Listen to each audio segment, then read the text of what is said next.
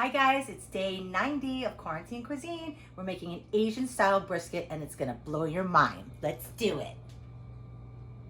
I have one large brisket. It's a center cut. It's really beautiful.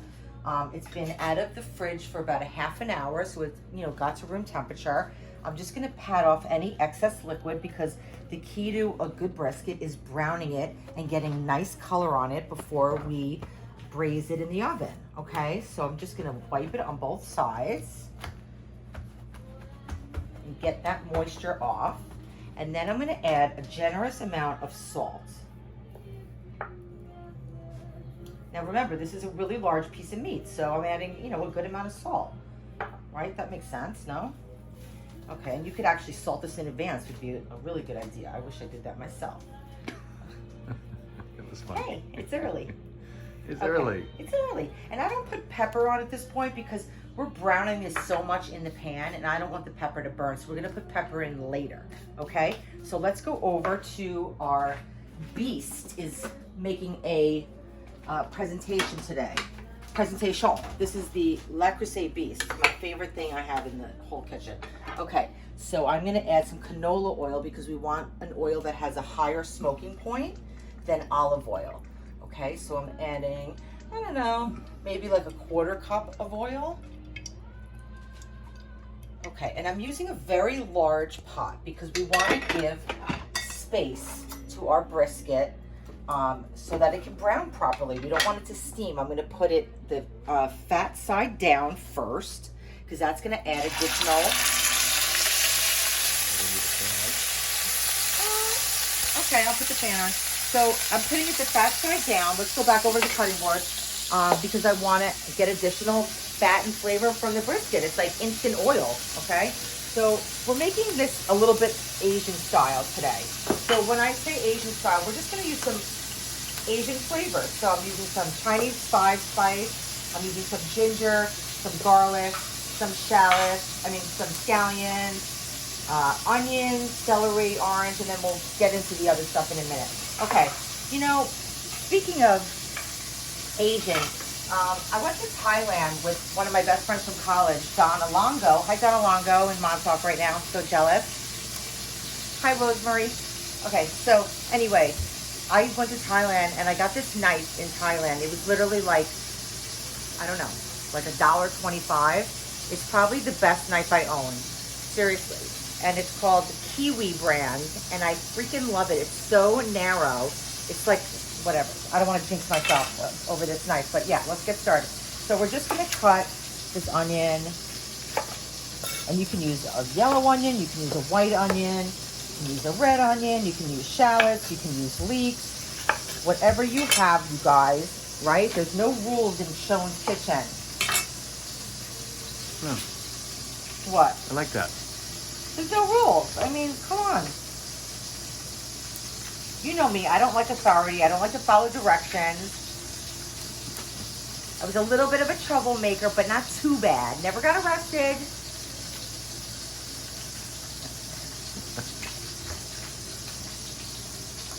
Okay. So I'm just taking the skin off of this onion. And we're just going to slice this. And I'm going to make kind of big slices because we don't want it to completely disintegrate. And, this is going to cook for hours. So everything's going to break down, okay? So just, don't make anything too thin. Okay, so we got that. Now, we're going to have some celery. And we're just going to cut that up. No big deal. This is kind of like old celery from my refrigerator. I'm trying to get rid of it. And we're going to make that into large chunks. Okay, easy? Easy part? Yeah. Okay, I'm going to cut my orange in half just so we're ready to squeeze that baby.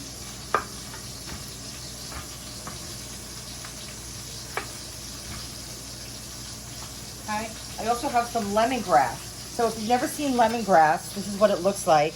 It's very woody and stalky. It's got great flavor. And, it's a little bit hard. You don't really want to, eat it necessarily unless you cut it very, very thin. So what I do is I just bruise it on the outside, and that will release a lot of the essential oils from it and flavors, okay? So that's it. Not a big deal at all. And then you just remove it at the end. Scallions, I'm just going to take the ends off. Am I going too fast, Parks? No, it's all good. Okay. Just, all right. Now, I have some ginger. You've probably seen this trick before, but you can just peel ginger really easily with a spoon. Get that skin off. Otherwise, you have to peel it with a peeler, and it's hard to get into all these little nooks and crannies. And we don't have to get all the skin off, because it's really just going to be kind of scenting, giving like a little subtle hello to our brisket, okay? So we got the skin off, and then I'm going to cut it in thirds, okay? Look at that, right? Super fast, super easy. Then we have some garlic. I have a whole head of garlic. Okay. Pretty firm, this garlic. All right, you know what? We're just going to throw that whole thing in just like that. Cool. Boom. And the reason why is because all these cloves are like super, super small. So we're just going to leave it like that. No big deal. Okay, let's take a look at our brisket. Make sure we're not burning the house down.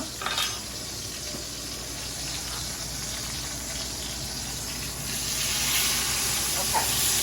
There's a nice color on there. I'm going to add the second one. That side down. Okay, we're going to let that brown.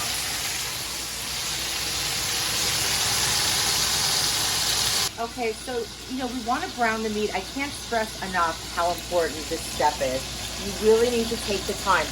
You know, I love cooking things that are low and slow, because you're taking like a really tough cut of meat and you're turning it into this like wonderful, beautiful, soft, just delicious meal, okay?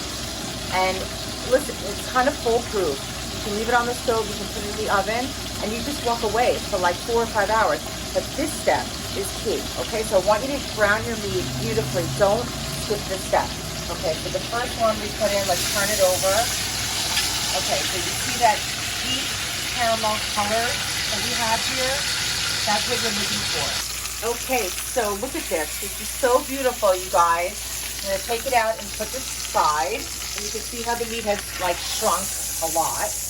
And we are gonna now add our vegetables.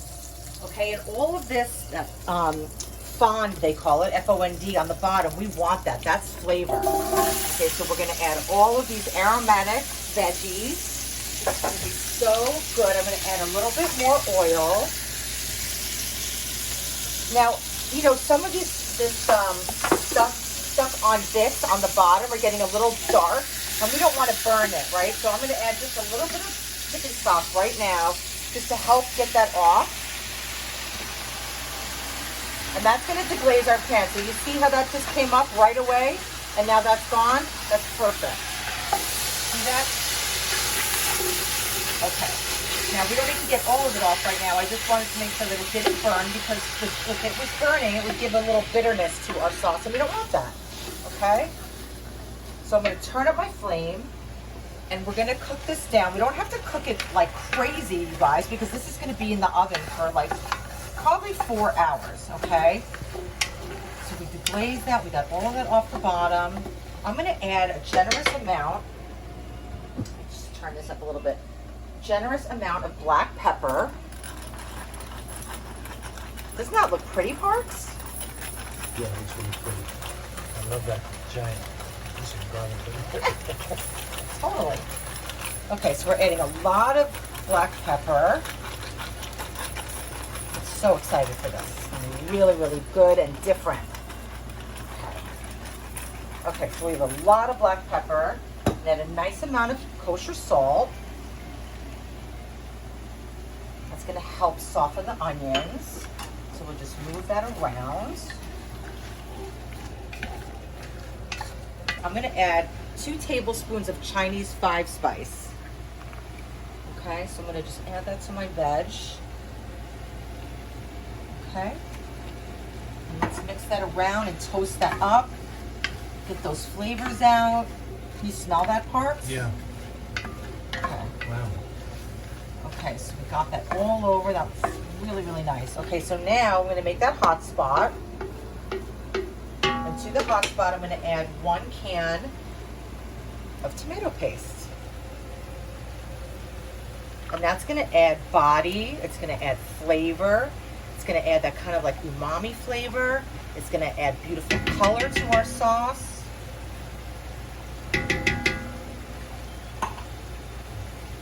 So you really want to cook that out. I tell you this all the time, you know, it has like a little bit of a bitterness to it because it's so condensed.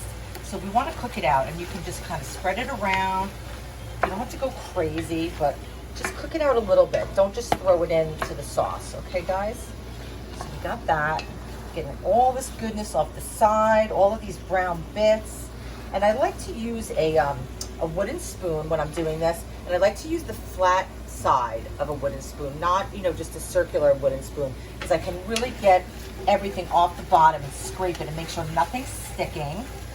And I can get it around into those corners, and I can even get up on the sides. And I'm using the vegetables to actually like get all those bits off the side. Does that make sense? Yes. Thank you, Parker. Thank you. Someone's awake in class today. Okay, so that looks really, really good. Okay, so now I'm going to add about a half a bottle of red wine. Or a little less than a half a bottle of red wine.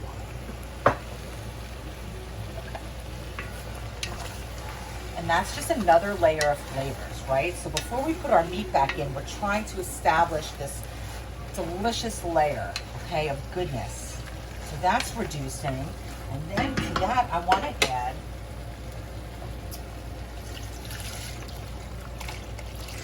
two containers of chicken broth.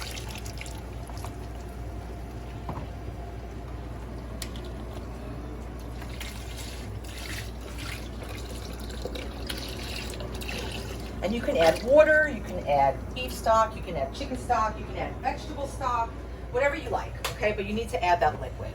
And we're gonna let that come to a boil.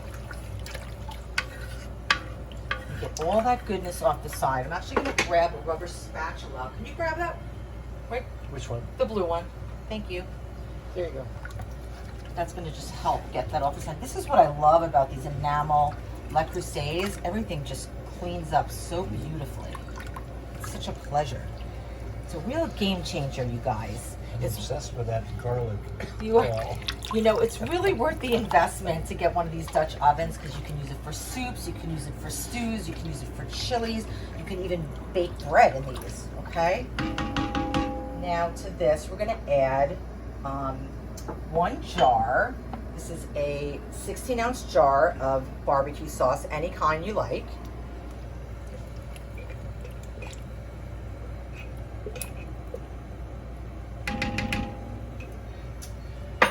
We're going to add about a cup of hoisin sauce. Okay. And a 1/4 cup of soy sauce. We're also going to add the juice of 3 oranges. How do you like the sound of all these flavors together, Parks? You know, we have, I like it. We have ginger, we have lemongrass, we have garlic, we have orange, we have soy, we have hoisin, we have barbecue sauce, we have wine. I mean, this is just really going to be fun. Those are a lot of my favorite And it really, okay, flavors good. and tastes. The Good. citrus and the wine. Okay, Great. to this I'm going to add about 5 or 6 carrots cut up, and I left the skin on. I washed it, but I left the skin on because there's more nutrients in the skin, so we don't have to peel that. Moving that around. And then a little secret ingredient here. I'm going to add some pomegranate molasses. Okay. About 3 tablespoons. Okay. So we're going to let this come to a boil, and once it does, we're going to put the meat back in and bring it up to a boil again, let it go down to a simmer, and then we're going to put it in the oven. Okay, so let's let this come to a boil.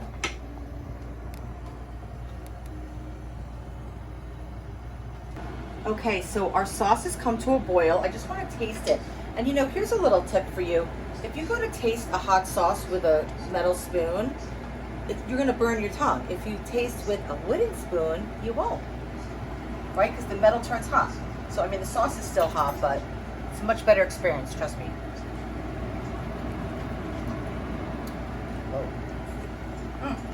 Delicious. Okay, so that's gone to a boil. I'm going to turn it down, and we're going to add our meat back in. Okay. Okay, and I'm going to cover this up, and it's going to go in the oven. I have my oven at 325 degrees, and we're going to cook it for about 3 hours, and then we're going to check it. Okay. See you soon. Come with me. I have chills. My hair's standing up. I have brisket chills. Parker. Oh my God, look at this sauce. It's like this incredible glaze. Oh my God. It's been out of the oven for about 20 minutes just because I wanted to be able to handle the meat. But we've got, here, let me get a spoon in here. Look at this glorious sauce. We've got all these carrots, and we have the ginger, and we have the onions, and we have the lemongrass, and we have the celery. Oh my God. Okay, let's get going with this. This is so exciting. Okay, so I'm gonna take a piece out. So we have 2 pieces. Oh my God, it's so tender, it's breaking on me. Okay, hold on. Oh my God.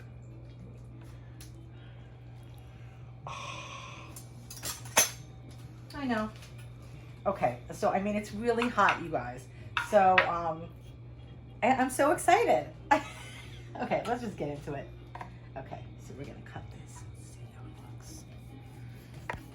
Now, what I do a lot of the time when I make a brisket, and my mom taught me this, is I make it the day before I want to eat it, and I don't cut it like I am right now, okay?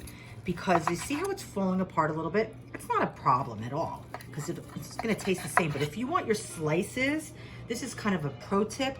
If you want your slices of brisket to stay together, cook your brisket, don't cut it, put it in the refrigerator overnight, and the next day, when it's firm from being in the fridge but fully cooked, you can slice it and it'll be perfect. And then you can rewarm it in the sauce. That's like a really good way to have perfectly beautiful long strips of brisket, okay? But because, you know, We're hungry. It's fine. We're just gonna cut it up, and it's gonna be, look, it's shredding. Oh my God. And whatever we have leftover wise, we're gonna turn this into like quesadillas, or I don't know what we're gonna do, but it's gonna be good. And you cut against the grain? You cut against the grain. Now I also have another one in here. We have 2 pieces. It was one nice center cut piece of brisket. Oh my God, this is insane. This is insane. Okay. Look at this. Oh my goodness. Okay, so here's what we're gonna do. I'm gonna plate this up. Let me move this out of the way. Okay, so I have this platter, and let's just do this. Oh my God. It's like butter. Oh my God.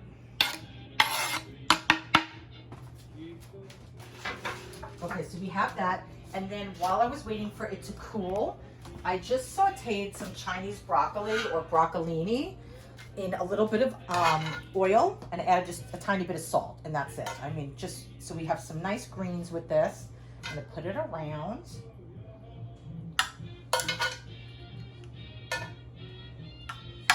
Got that spunky music again. I like it.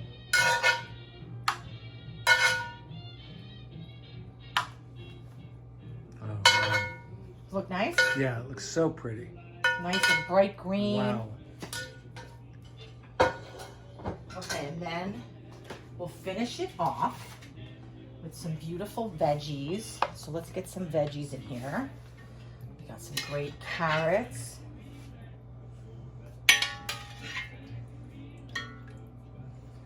And we'll remove the ginger and the lemongrass because we don't want to eat that. We got onions and carrots. I mean, this is a great dish for the holidays, you guys, for Sunday night dinner. I mean, this is kind of like a fall type dish, and it's so hot here, but you know, I'm trying to make room in my freezer. I had to get this brisket out of there. And, oh, do I love brisket. Any time of the year. Okay, let me put this down. What do you think, Parks? Are you excited? I am really excited because I know how tender that's going to be. Okay, and this sauce is so glorious. I mean, seriously, it's like, here, let me pour it this way so you can really see. Look at that. Oh, shoot. That's the dish, guys.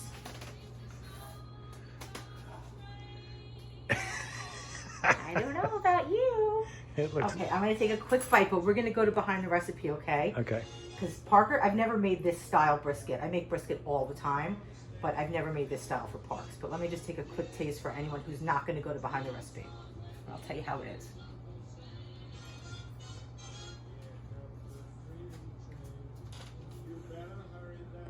Like butter.